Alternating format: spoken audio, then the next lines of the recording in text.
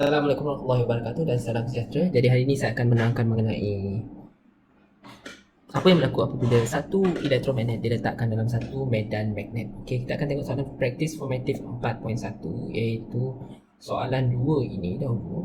So, okey, basically kita ada rajah 4.15 ni, kita ada magnet. So, ini adalah magnet Magnador ini.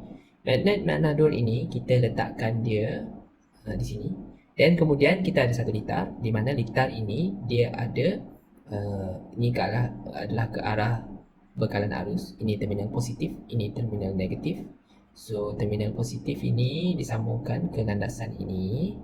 Dan kemudian di hujung landasan ini kita tengok ada satu rod kuprum X dan Y yang dibentangkan merentasi kedua-dua landasan tersebut lah, sehingga dia menghasilkan satu litar yang lengkap di sini lah, pergi ke bahagian negatif.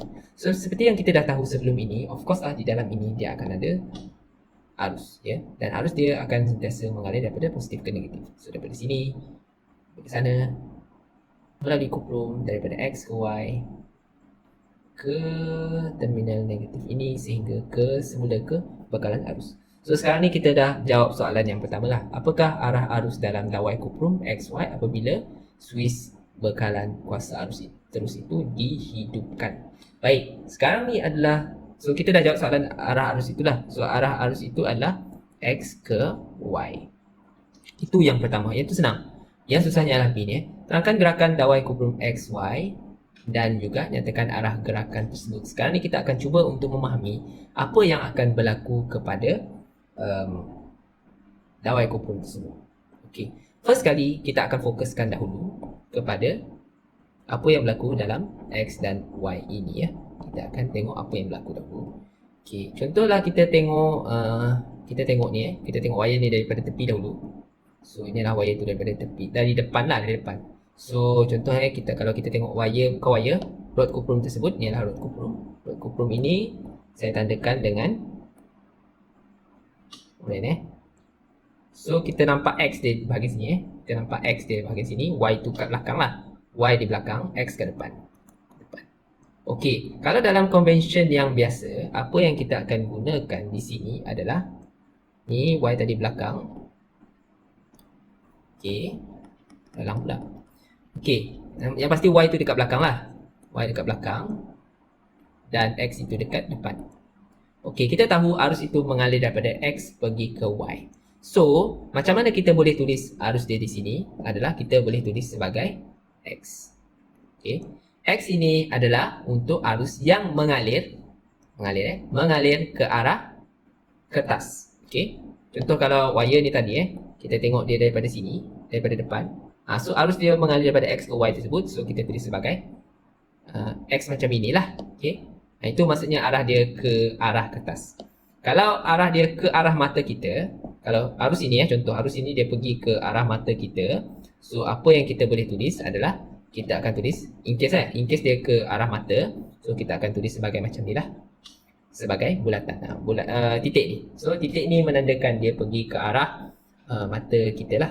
Kalau X ini maksudnya dia pergi ke arah kertas. Okey, cukup tentang convention tersebut. Okey, so apa yang berlaku ketika adanya arus yang berada di dalam satu konduktor? So basically apa yang berlaku adalah dia akan menghasilkan medan elektromagnet. Sebab dia ada elektrik dalam tu, so elektrik dia akan menghasilkan medan magnet. Okay, saya akan tunjukkan satu simulasi. Okay, ini adalah simulasi yang saya akan letakkan description di bawah. First kali kita ada contoh, kita ada arus. So kalau kita perhatikan arusnya di sini, arus dia akan mengalir daripada positif ke negatif ke atas. Pasti dia ada rintangan. So kalau kita perhatikan medan magnet dia ni, so medan magnet ini dia berpusing, berpusing mengelilingi perpendikular kepada dawai tersebut di sini. Dia daripada belakang tu, bahagian kiri ni dia pergi ke hadapan, lepas tu pergi ke belakang semula, lepas tu pergi ke hadapan, bagi belakang, pergi hadapan, dan di hadapan tu dia adalah ke kanan. Kalau saya tukar dia punya arah arus, so saya tukar arah arus dia, saya tukar terminal bateri ni, kita tengok berlaku. Kita fokuskan depan ni, depan ni dia ke kanan kan. So depan tu dia akan jadi ke kiri. So dia akan berputar dalam arah yang berlainan. So kalau nak tentukan arah ini, kita akan gunakan something, peraturan yang kita panggil sebagai right hand grip rule. Okay. Contoh kalau kita letakkan tangan kita macam ini Kalau contohnya, so kalau kita gunakan tangan kanan kita, dan kemudian tangan kanan itu dia punya thumb ini, dia punya ibu jari akan menunjukkan arah arus, manakala arah medan elektromagnet itu akan ditunjukkan oleh jari-jari yang lain itu, 4 jari yang lain itulah. Okay. Dan awak buat dia punya bentuk ini dalam bentuk base macam inilah. Okay. Kita wrapkan, kita balutkan wayar tersebut dengan tangan kita. Okay. Dan kalau kita tukar dia punya arah, so kita tengok wrapping dia adalah wrapping of jari lainnya. Ini adalah ibu jari tadi menunjukkan arus, dan dia punya tangan ini, bukan tangan, jari-jari yang lain itu, dia akan memusingkan daripada bahagian depan ke bahagian belakang dari arah kanan. Kita tengok semula dia punya arah tadi, kalau saya hidekan saya punya tangan tu, iaitu dia punya arah itu adalah daripada kiri ke kanan memusing perpendikular, berserenjang dengan arus tersebut. Okey, itu kalau kita tengok dari tepi lah. So kalau kita tengok dia daripada sisi macam ini, basically, so kita wrap benda ni So maksudnya ini tadi adalah arah arus ni adalah ke depan. So maksudnya macam ni, dia punya kalau kita buat petua tangan kanan tadilah, petua genggaman tangan kanan tadi, maksudnya dia punya arah medan elektromagnet itu akan menjadi begini So kalau ibu jari kita ke hadapan macam ni, ke hadapan, ke arah kertas, so jari-jari yang lain tu bila kita buat genggaman tadi, dia akan pergi ke macam mana? Ni dia akan bulatan, basically dia akan bulat. Medan elektromagnetnya diwakili oleh bulat ni, dan dia punya arah adalah, kalau kita ikut genggaman tangan kanan, okay, kita akan dapat, basically kita akan dapat arahnya adalah mengikut arah jam. So ini mengikut arah jam ikut arah jam. Gunakan betul tangan kanan tadi tangan kanan. Okey, settle untuk wire. Sekarang ni wire ini dia berada, so yang ni basically adalah medan elektromagnet lah. Tapi sebenarnya kita ada medan magnet yang lain lagi. Sebenarnya dihasilkan oleh medan magnet kekal inilah. So kita ada utara di sini, kita ada selatan. So dia punya medan magnet, kalau kita tulis di sini, ni pun pandangan dari sisi juga Pandangan dari sisi, apa yang kita akan ada adalah, okay, kita akan ada macam ni. So di sini kita ada U. Kita ada U di sini. Basically kita ada U, iaitu utara. Dan di atas itu kita ada selatan S. Di atas sini kita ada selatan S. Kita ada selatan Saya tulis dekat atas sikit. Selatan itu, okey, ini adalah selatan. So kalau untuk utara selatan magnet bar ini dalam magnet Magnado tadi, sebab di atas bawah saja kan. So medan magnet ini dia akan daripada utara pergi ke selatan. Macam tu saja. Kan? So ini adalah untuk medan Magnado. Tapi dia sebenarnya panjang lagi lah. Kalau selatan ni, kalau kita nampak dari tepi dia macam pendek kan, tapi sebenarnya dia lagi panjang, sehingga kita punya wire tu boleh masuk. Okay. So basically apa yang kita akan ada adalah kita ada wire. Wire ini dia akan masuk dalam, dalam ruang antara ni lah. So of course lah dekat sini, ini adalah medan magnet kekal. Tapi kedua-duanya adalah medan magnet juga. So bila kedua-duanya adalah medan magnet, maksudnya dia akan boleh interact antara satu sama lain. Okey, saya akan tuliskan ni lengkap dahulu supaya kita boleh nampak betul-betul dia adalah sebenarnya mengikut arah jam. Arah panah dia mengikut arah jam, So next, apa yang kita buat adalah kita akan gabungkan kedua-dua lukisan inilah. Okey, first kita ambil dahulu medan elektromagnet ini. Contoh saya gunakan inilah Sekarang kita akan cantumkan dia Kita akan cantumkan kedua-dua bedak lah ini. akan cantumkan untuk menjadi begini contoh. Macam ni, macam ni, macam ni, ikut arah jam. Sama juga mengikut arah jam. Kita nak nampak dapatkan general idea dia bagaimana mengikut arah jam. Okey. Next kita letakkan medan magnet kekal lurus ke atas sahaja. So basically saya ada macam ni, medan magnet kekal. Saya lukis 4 lah medan magnet kekal. Medan magnet kekal. Semuanya ke atas. Ikut kepada arah yang ni lah. Medan magnet kekal. So, sekarang ni kita akan analyze dia punya results dia macam mana So, untuk results dia kita akan firstly kita akan tengok lebih kepada dua bahagian dua region. So, region ini saya panggil sebagai region A dan region ini kita panggil sebagai region B.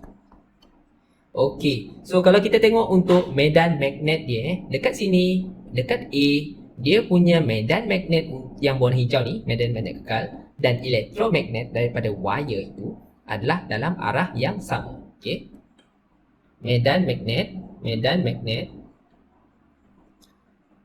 medan magnet garis medan magnet arah sama.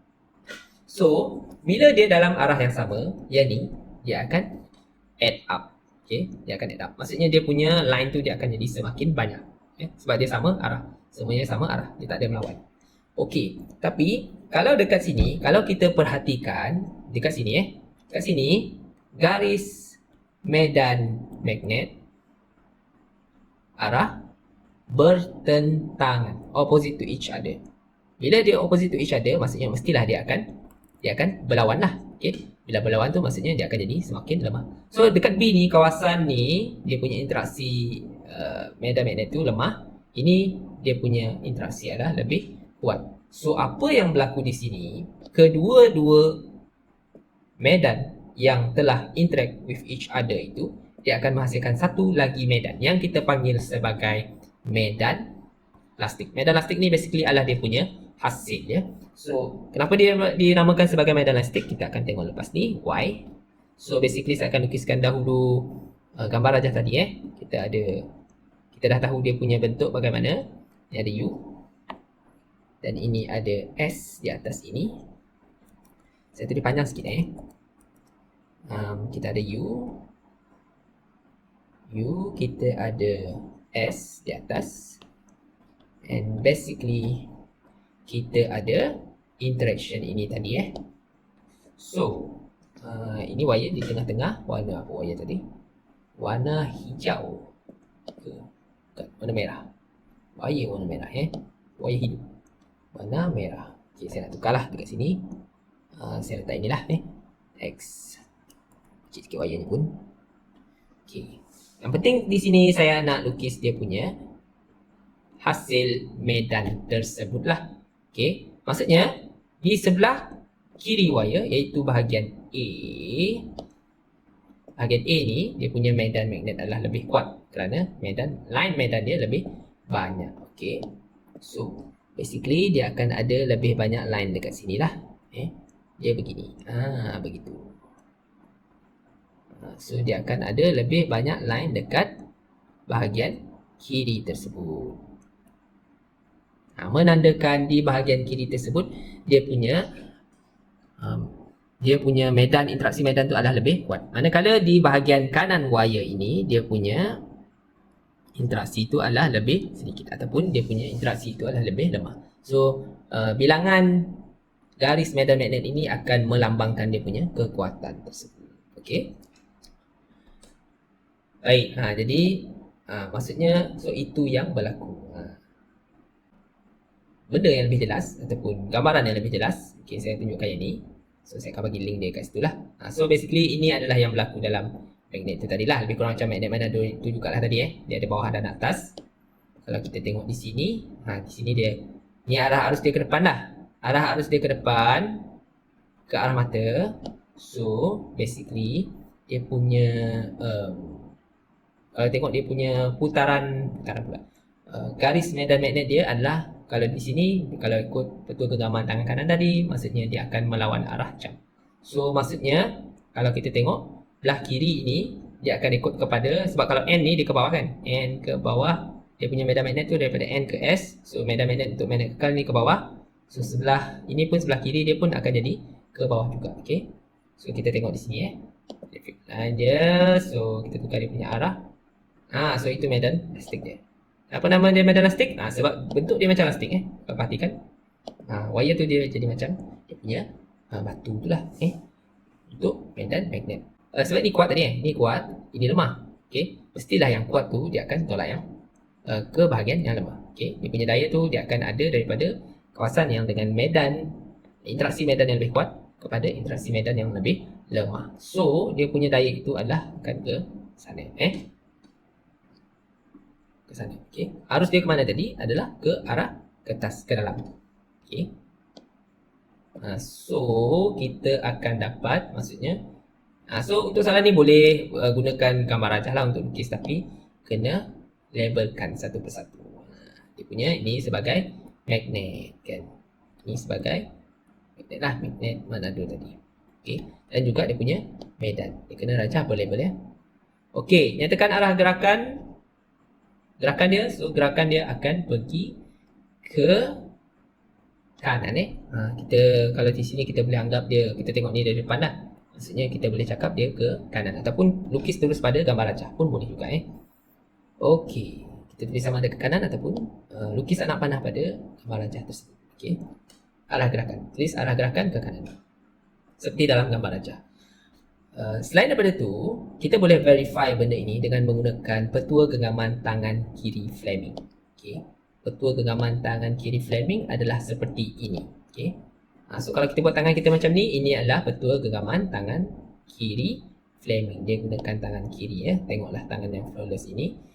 Terima kasih kepada Encik Muhammad Hafiz ini 0809, sangat terbaik dia punya model ini Okay, so basically dalam petua tangan kiri Fleming, awak punya tangan itu, awak punya jari, awak gunakan 3 jari di sini. So jari ibu jari, jari telunjuk dan juga jari hantu di situ Macam mana nak pusing? Ini jari hantu Dia punya kedudukan macam ni lah, 90 darjah di sini, nampak? 90 darjah di sini, 90 darjah di sini, dan juga satu lagi, mana lagi satu? Macam ni. Macam ni pun adalah 90 darjah. Menembak terus ke hatiku. Di situ. Baik, so apa maksudnya dengan petua tangan kiri Fleming ini? So basically petua tangan kiri Fleming ini, setiap arah jari itu dia ada maksudnya. Okay, so saya print screen ini dahulu, dan kita akan cuba apply dalam gambar rajah inilah, sama ada dia menghasilkan benda yang sama ataupun tidak So petua tangan kiri Fleming, so jari telunjuk ini akan menunjukkan dia punya medan. Okay, jari hantu ini menunjukkan arus, dan juga daya pula ditunjukkan oleh ibu jari. Ini menunjukkan daya.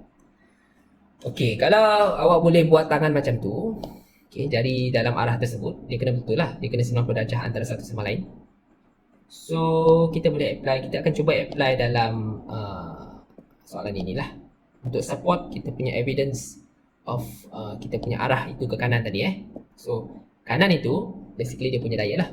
Okey, so untuk gambar rajah ini, kita tengok dahulu U dan S dia, dia punya medan, ni adalah dia punya arah medan, medan dia ke atas. Kita tengok gambar rajah ni dan kita tahu dua benda lah. Kita tahu arus dia adalah ke arah kertas. Kalau ikut sini ke arah kertas. So ataupun kita tulis arus dia sebagai X macam ni lah, ke hadapan lah, ke arah kertas. Okey, ni adalah arus. Okey, so tangan kita tadi, kita ada tangan kita.